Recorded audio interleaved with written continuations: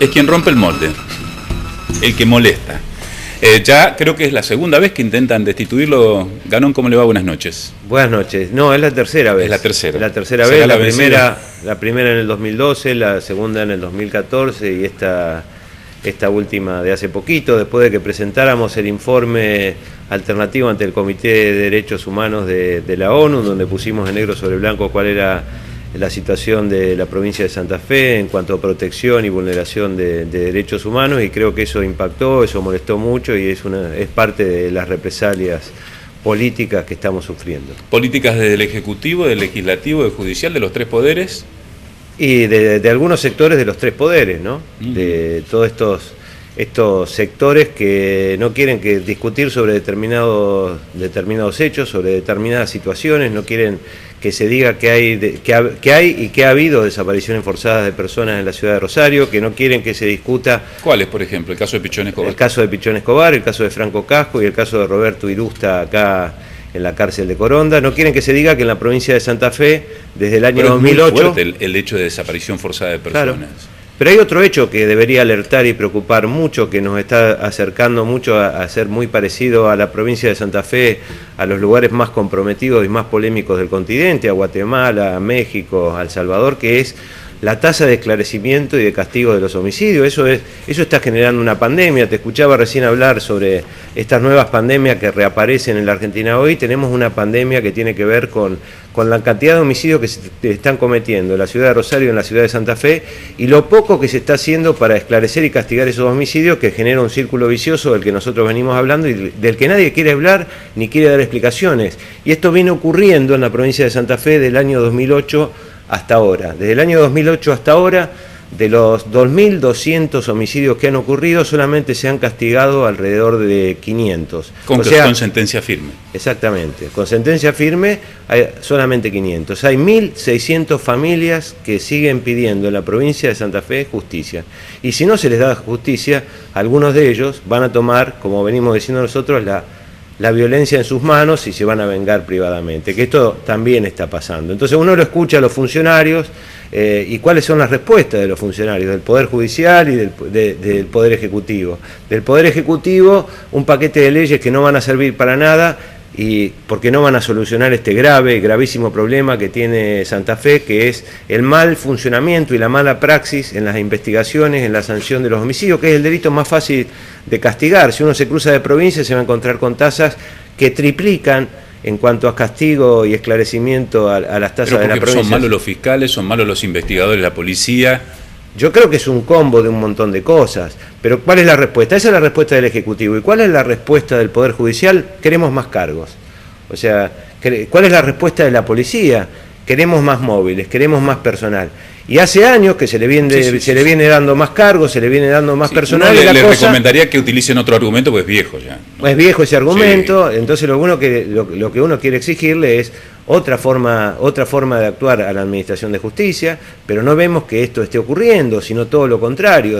Nadie le pide explicaciones al fiscal regional de Rosario, Jorge Baclini, de por qué de cada 10 homicidios que ocurren en Rosario, él está castigando solamente 2. Y esto no es un tema de recursos, esto es un tema de profesionalismo, de voluntad, de trabajo, de acercarse a la gente, de recuperar la credibilidad. No suma en ese análisis la capacidad.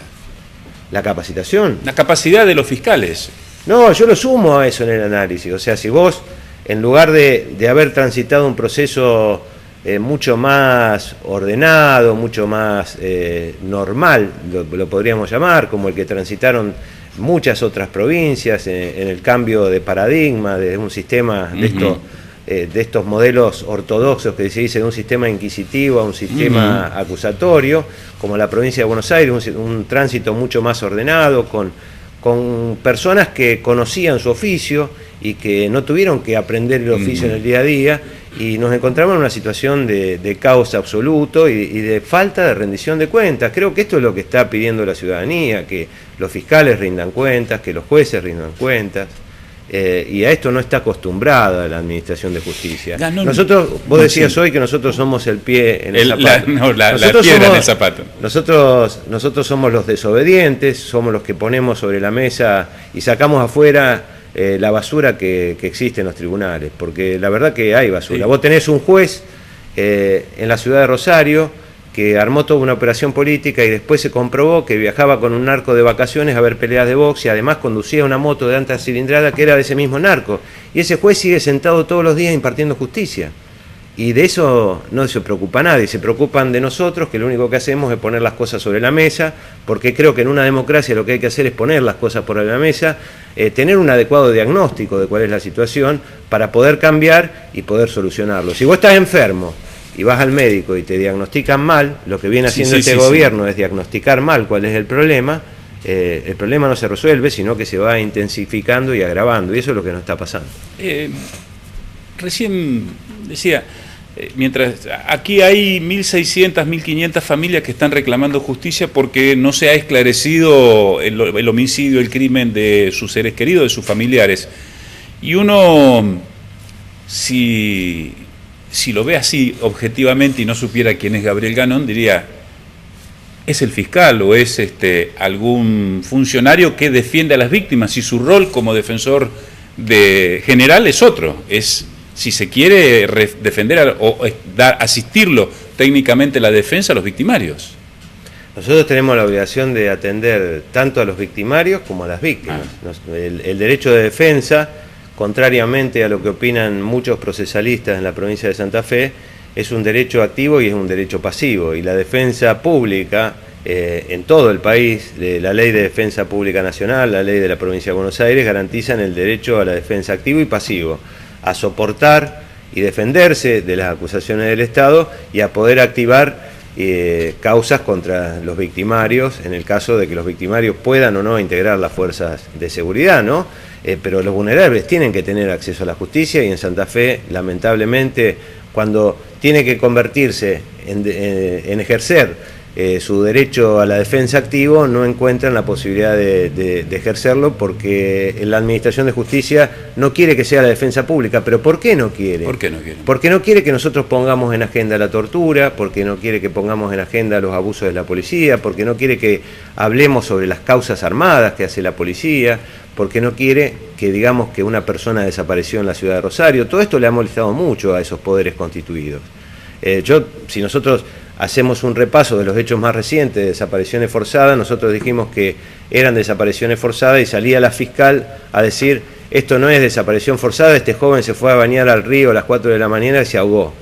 Y eso fue lo que dijo en la primera conferencia de prensa, y nos trataron de locos. Ojalá nos sigan llamando locos, como alguna vez llamaron locas a las madres de Plaza de Mayo por tener memoria y por seguir reclamando justicia. Nosotros vamos a seguir siendo desobedientes, vamos a seguir soñando hacer travesuras en este Estado constituido y vamos a, aunque eso nos cueste el trabajo, no vamos a cambiar, no nos van a callar la boca, el senador Enrico no me va a callar la boca, la Corte Suprema de Justicia no me va a hacer callar la boca, porque nosotros creemos que Santa Fe se merece y necesita una defensa pública comprometida en la verdad, en la justicia y en la protección de los derechos humanos. Cuando usted menciona a las madres de Plaza de Mayo, seguramente alguno dirá, ve que está tomando un posicionamiento político, como dijo esta semana el senador Enrico en el programa que conduzco en la radio, que usted era del movimiento Evita.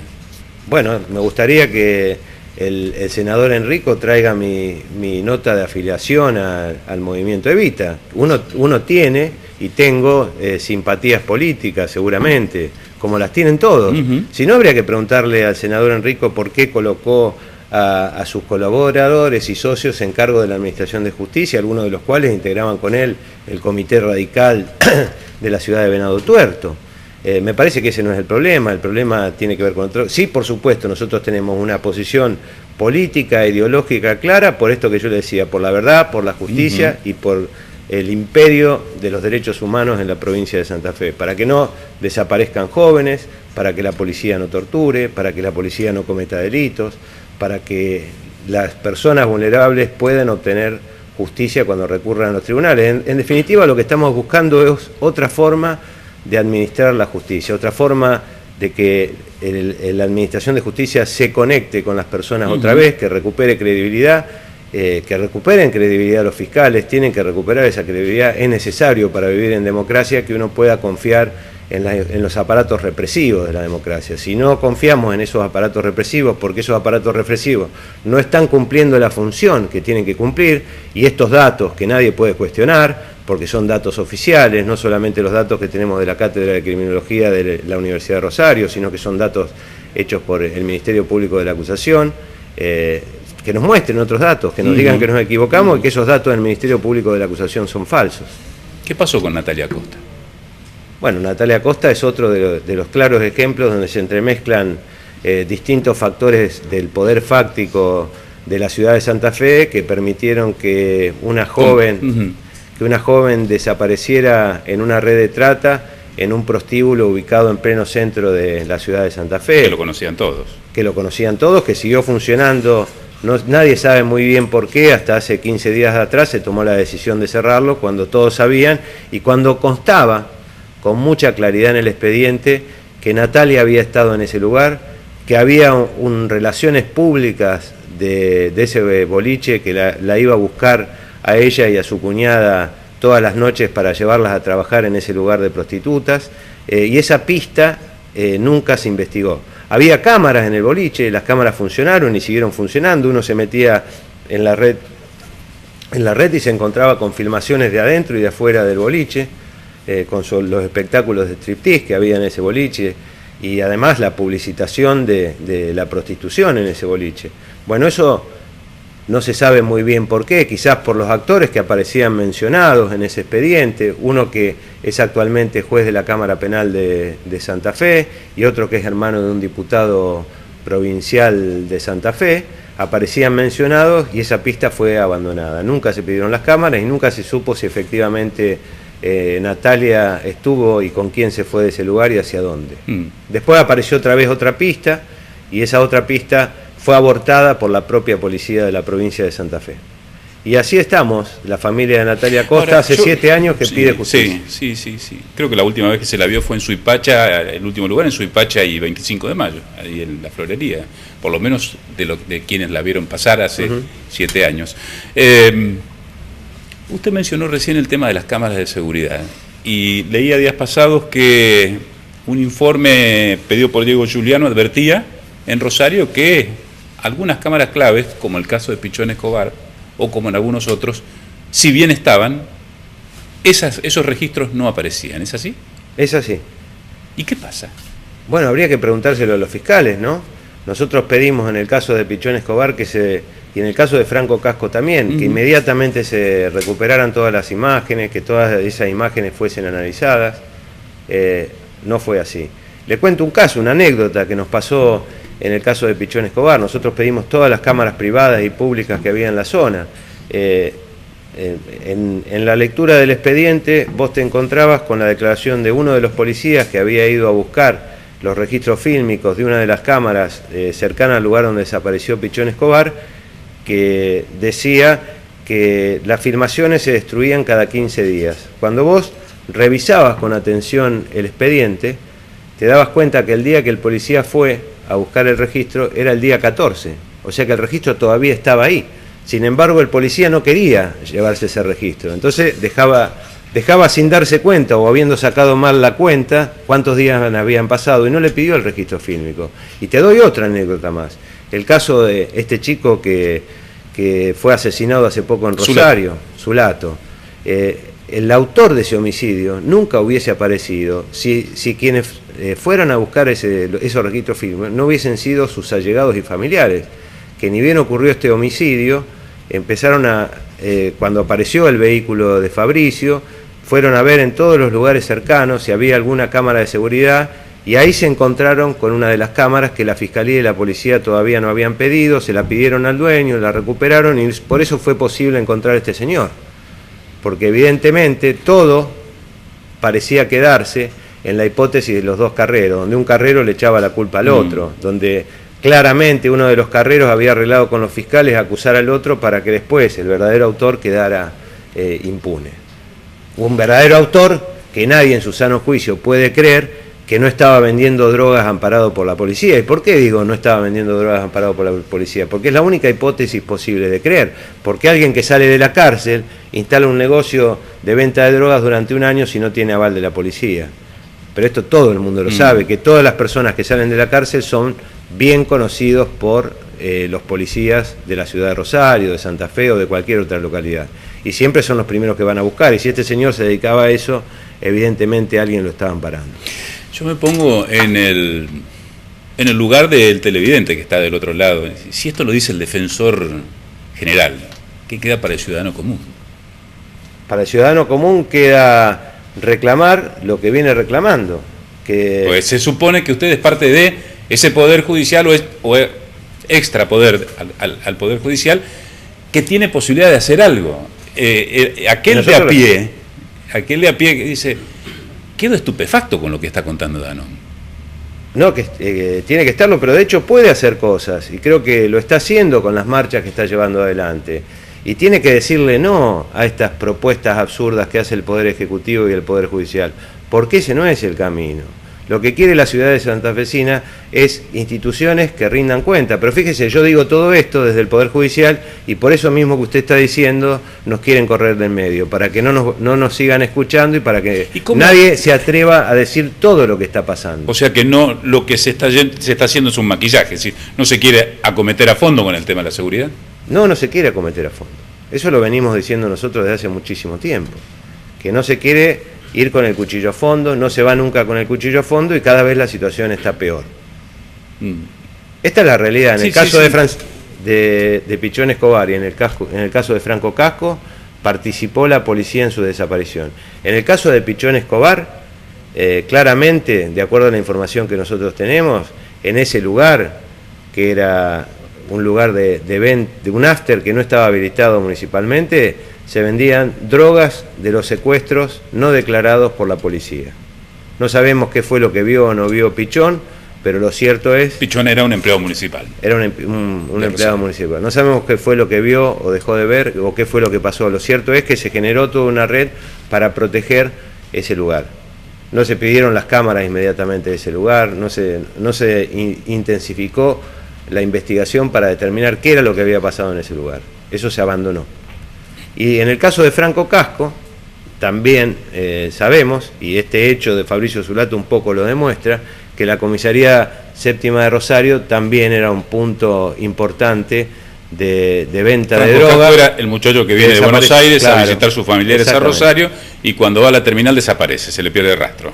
Desapareció, sí, pero eso no es nada. La Comisaría Séptima, en la época que desapareció Franco Casco, enfrente de la Comisaría Séptima funcionaba un prostíbulo y todo el mundo dice, es un secreto a voces, que la Comisaría Séptima regula el tráfico que ingresa por vía terrestre en la ciudad de Rosario.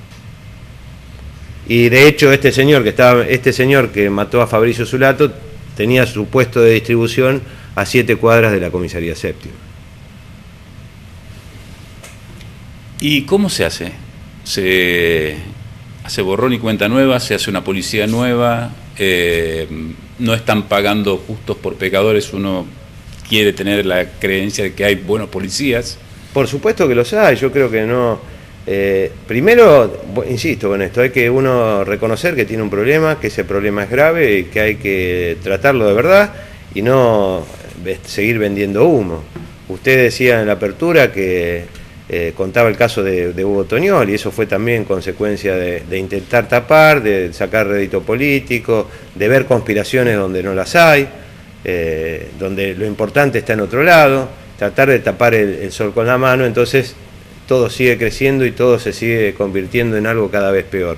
Creo que lo que hay que hacer es tomar conciencia de la gravedad del problema, tomar conciencia que es necesario recuperar el control político de las fuerzas de seguridad y recuperar el control político no pasa por cambiar un jefe de policía, sino por cambiar ese control político de verdad, por hacer un acuerdo político amplio con las distintas fuerzas políticas de la provincia de Santa Fe para darle solidez a esa posibilidad de reformar a fondo la policía, y también donde hay que tocar y donde hay que hacer rendir cuentas es dentro de la Administración de Justicia. El fiscal regional de Rosario, que tiene una gestión catastrófica, debe dar explicaciones de por qué de cada 10 homicidios están esclareciendo 2 y de por qué designó jefe de la Fiscalía de Homicidios a quien un año antes había sido el abogado del Pájaro Cantero, líder de la Banda de los Monos.